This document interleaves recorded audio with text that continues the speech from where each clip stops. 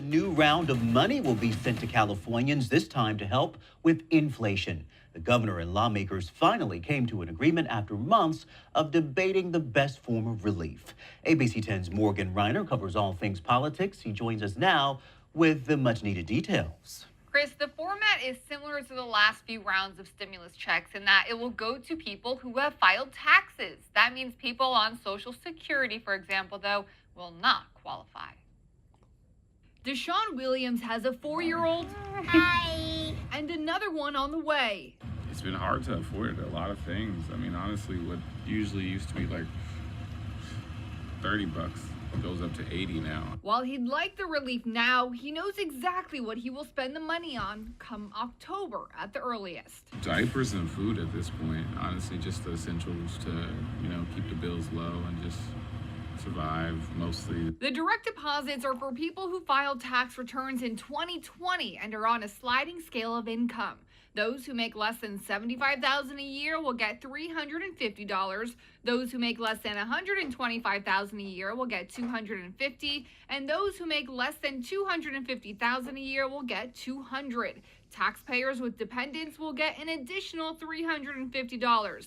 The most a family can get is $1,050. I think that would be very helpful and sounds kind of amazing, honestly. Ray Vargas knows how he'll spend it. For starters, probably bills. I would say little bills, gas, obviously. Everyone I spoke to listed essentials. Probably a bill.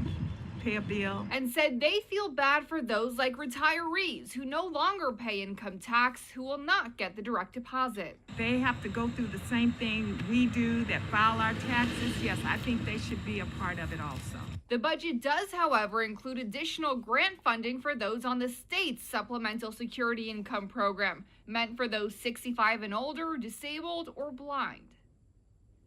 Now, Newsom did originally want to send the money to registered vehicle owners instead of by who paid taxes, but the legislature came out on top, Chris. And Morgan, do we know how many people are expected to actually get these payments? About 23 million Californians. Now, that includes both tax filers and their dependents. All right, moving on to the news now. Governor Ducey signing an executive order authorizing immediate construction to close some gaps in the border wall with Mexico. Arizona's Homeland Security Director says the state will not wait any longer for the federal government to act. So Fox 10's Nicole Garcia is live this afternoon with the details. Nicole?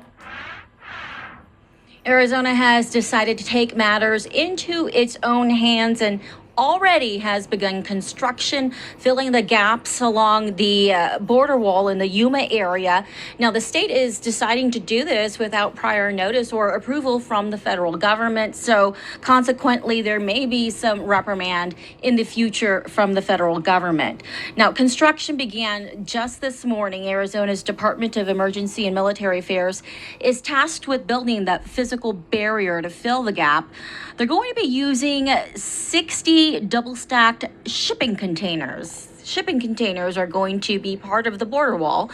It's going to be about 22 feet high. They'll all be linked and welded together, and razor wire will be placed at the top of the shipping containers. This barrier is expected to seal the 1,000-foot gap in that section of the border wall, where state officials are saying thousands of migrants and deadly narcotics are flowing through every single day.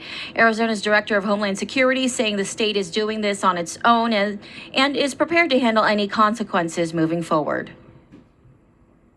Over the last year and a half, we've seen no signs from the Biden administration that they are serious about addressing the border crisis. Enough is enough. Talk is cheap. Now is the time for action. That's why we're doing it now. And he says he expects this section of the border wall to be sealed in about 3 days. Eventually, the state plans to seal about 3,000 miles of gaps in the border wall. What are your real thoughts on Washington, D.C.? I mean, your husband called it a swamp. It is time to drain the swamp. What do you think of it? I like Washington, D.C.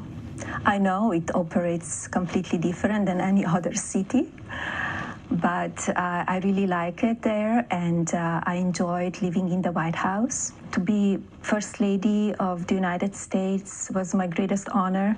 I think we achieved a lot in the 4 years of Trump administration. I enjoyed taking care of the White House. It was my home for a while. I understood it is people's house. It was a privilege to live there. And maybe it'll be your home again? Never say never. Never say never. Being out of D.C. and having that time, what do you make of the state of the country right now? I think it's sad to see what's going on if you really look deeply into it. I think a lot of people are struggling and suffering, and what is going on around the world as well. So it's very sad to see, and I hope it changes fast. New details emerging after the FBI stormed the private home of former President Donald Trump. The raid reportedly over an investigation into classified documents. Right. A source says agents looked at every single office, safe, and grabbed documents in boxes, and they were not being judicious about what they took. We are also learning that Trump's team voluntarily turned over 15 boxes to the government way back in January. And the former president's lawyers had a meeting with investigators in June over the issue, but they still decided to raid his place anyway. Trump coming out swinging over what happened, saying, quote, "It's a prosecutorial misconduct, the weaponization of the justice system, and an attack by radical left Democrats who desperately don't want me to run for president in 2024. Republicans warning the DOJ and AG Garland they better be ready to explain themselves or face the consequences.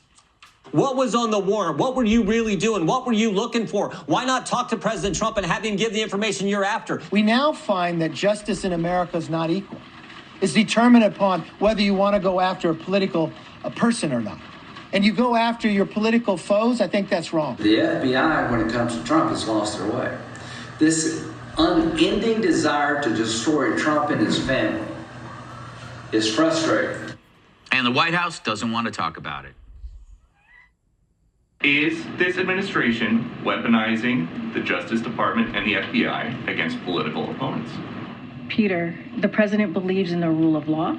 The president believes in the independence of the Department of Justice. That's a yes or no? Just no, is that the is White House. no. It's a yes or a no for you. I'm answering the question. You may not like it, but I'm answering the question, and I'm answering the question, and I'm telling you that we are not going to comment on a criminal investigation.